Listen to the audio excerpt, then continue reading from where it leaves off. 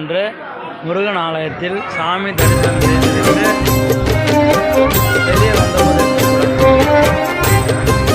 முருகன் ஆலயம்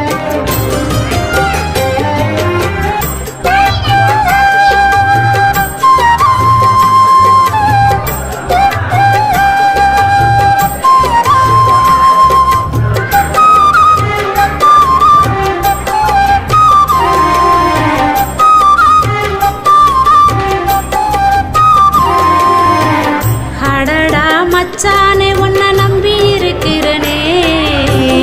அடடா மச்சானே உன்னை நம்பி இருக்கிறனே, உன்னை நான் கட்டிக்கத்தான் தவம் இருக்கிறனே, உன்னை நான் கட்டிக்கத்தான் தவம் இருக்கிறனே. வேண்டாத சாமி இல்ல,